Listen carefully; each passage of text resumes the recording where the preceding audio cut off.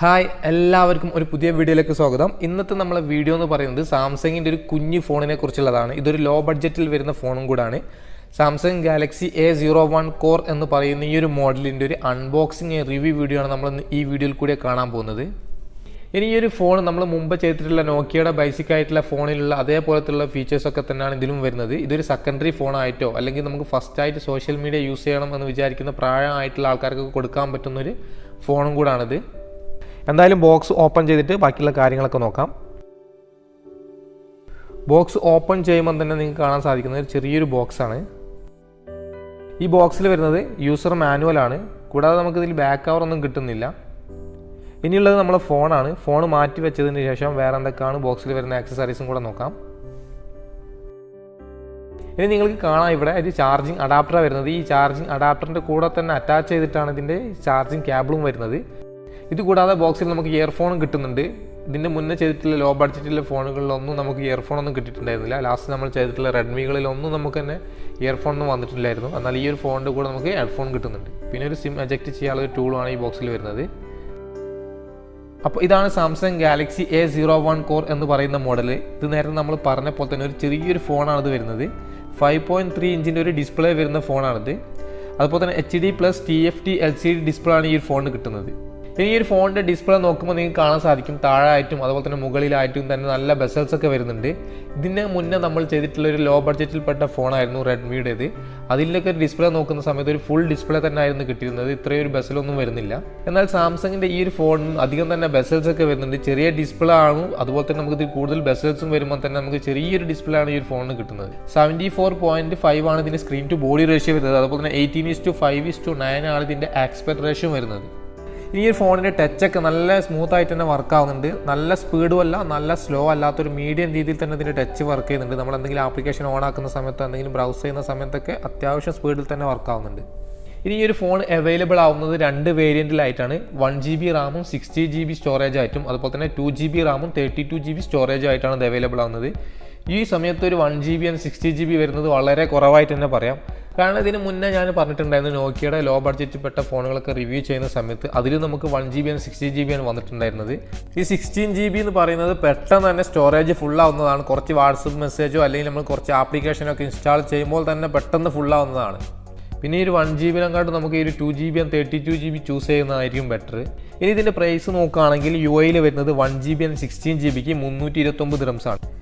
അതുപോലെ ഇന്ത്യയിൽ ഇതിന് വരുന്ന പ്രൈസ് നോക്കുകയാണെങ്കിൽ 1GB and 16GBക്ക് 5799 രൂപയും അതുപോലെ തന്നെ 2GB and 32GBക്ക് 6990 രൂപയുമാണ് വരുന്നത്. അപ്പോൾ ഇതിൻ്റെ ഒരു പ്രൈസ് കേട്ടപ്പോൾ നിങ്ങൾക്ക് മനസ്സിലായിട്ടുണ്ടാവും ഈ ഒരു പ്രൈസ് റേഞ്ചിൽ ഇതൊരു കൂടുതൽ തന്നെയാണെന്ന് തന്നെ പറയാം ഇതിൻ്റെ പ്രൈസ്. കാരണം ഇതിന് മുന്നേ നമ്മൾ ചെയ്തിട്ടുള്ള Redmi 9Aയിലൊക്കെ ഒരുപാട് ഫീച്ചേഴ്സും കാര്യങ്ങളൊക്കെ വന്നിട്ടുണ്ടായിരുന്നു. അപ്പോൾ അതിൻ്റെ ഒരു പ്രൈസ് നോക്കുകയാണെങ്കിൽ 6500 രൂപക്കാണ് വന്നിട്ടുണ്ടായിരുന്നത്. അപ്പോൾ ആ ഒരു ഫോണുമായിട്ട് ഈ ഒരു ഫോൺ കമ്പയർ ചെയ്യുന്ന സമയത്ത് കുറച്ചും കൂടി ബെറ്റർ ആയിട്ട് നമുക്ക് ചൂസ് ചെയ്യാൻ പറ്റുന്നൊരു ഫോൺ റെഡ്മിയുടെ 9A തന്നെയാണ്. ഇനി ഫോണിൽ വരുന്നത് ആൻഡ്രോയിഡ് 10.0 ഗോ എഡിഷനാണ്. അതുപോലെ തന്നെ മീഡിയാടെക്കിൻ്റെ MT6739 എന്ന് പറയുന്ന ഒരു ക്വാഡ് കോറിൻ്റെ പ്രൊസസ്സറുമാണ് വരുന്നത്. ഇത് കൂടാതെ പവർ VR GE8100 എന്ന് പറയുന്ന ഒരു GPUമാണ് ഇതിലുള്ളത്. ഈ ഫോണിൽ വരുന്ന പ്രൊസസ്സറായാലും GPU ആയാലും ഒരു ബേസിക് ആയിട്ടുള്ളത് തന്നെയാണ്. ഇനി ഫോണിൻ്റെ ബാക്ക് സൈഡ് നോക്കുകയാണെങ്കിൽ ഒരു ക്യാമറയും ഒരു ഫ്ലാഷും ആണ് കൊടുത്തിട്ടുള്ളത്. പിന്നെ കൂടാതെ ബാക്കിൽ വരുന്ന പ്ലാസ്റ്റിക് ബോഡിയാണ്. അത്ര പെട്ടെന്ന് സ്ക്രാച്ച് ആവാത്തൊരു ബോഡിയാണ് ബാക്കിലുള്ളത്. ഇനി ബാക്കിൽ വരുന്ന ഈ ഒരു ക്യാമറ 8 മെഗാപിക്സലിൻ്റെ ഒരു ക്യാമറ ആണ്. ഈ ഒരു ക്യാമറയിൽ നമുക്ക് 1080 30 ഫ്രെയിം/സെക്കൻഡ് വരെയുള്ള വീഡിയോസ് ഷൂട്ട് ചെയ്യാൻ സാധിക്കുന്നുണ്ട്. ക്യാമറ ഓൺ ആക്കി കഴിഞ്ഞാൽ അവിടെ ആയിട്ട് കാണാം ഫോട്ടോ വീഡിയോ എന്നുള്ള ഓപ്ഷൻസ് മാത്രമേ ഉള്ളൂ. എന്നാൽ ഇതിൽ നമുക്ക് ഫിൽറ്റർ ചെയ്തിട്ടുള്ള ഫോട്ടോസും വീഡിയോസൊക്കെ എടുക്കാൻ സാധിക്കുന്നുണ്ട്. പിന്നെ ഫോട്ടോസിൽ നമുക്ക് ബ്യൂട്ടി ആയിട്ടുള്ള ഫോട്ടോസും എടുക്കാൻ സാധിക്കും. അതുപോലെ ഇതിൽ വരുന്ന സെൽഫി ക്യാമറ നോക്കുകയാണെങ്കിൽ 5 മെഗാപിക്സലിൻ്റെ ഒരു ക്യാമറ ആണ്. ഇതിലും നമുക്ക് ഫുൾ HDയിൽ 30 ഫ്രെയിം/സെക്കൻഡ് വരെയുള്ള വീഡിയോസ് ഷൂട്ട് ചെയ്യാൻ സാധിക്കും. ഇത്രയും ഒരു ലോ മെഗാപിക്സൽ വരുന്ന ക്യാമറയിലൊക്കെ നമുക്കൊരു ഫുൾ HD വീഡിയോ റെക്കോർഡിംഗ് ഒക്കെ കിട്ടുക എന്ന് പറയുന്നത് നല്ലൊരു കാര്യം തന്നെയാണ്. എത്രമാത്രം ഇതിൻ്റെ ക്വാളിറ്റി ഉണ്ട് എന്നറിയില്ല. എന്നാലും സെൽഫി ഫോട്ടോസ് എടുക്കുന്ന സമയത്ത് അത്യാവശ്യം നമുക്ക് ക്വാളിറ്റി കിട്ടുന്നുണ്ട്. ഈ ഒരു പ്രൈസിനുള്ളൊരു ക്വാളിറ്റി ഒരു ക്യാമറയിൽ കിട്ടുന്നുണ്ട്. ഇനി ഈ ഫോണിൽ നമുക്ക് ഒരേ സമയത്ത് 2 സിം കാർഡും ഒരു 128GB വരെ മെമ്മറി കാർഡ് ഇട്ടിട്ട് എക്സ്പെൻഡ് ചെയ്യാനും സാധിക്കും. ഇതിൽ വരുന്ന 2 സിം കാർഡ് സ്ലോട്ടിലും 4G സപ്പോർട്ടാണ്. ഇനി ഫോണിൻ്റെ ബാറ്ററി കപ്പാസിറ്റി നോക്കുകയാണെങ്കിൽ 3000 mAh ഒരു ബാറ്ററിയാണ് വന്നിരിക്കുന്നത്. ഒരു നോർമൽ യൂസിലൊക്കെ നമുക്ക് ഒരു ദിവസം 1.5 ദിവസമൊക്കെ യൂസ് ചെയ്യാൻ പറ്റുന്ന ഒരു ബാറ്ററിയാണ് ഇതിൽ കിട്ടുന്നത്.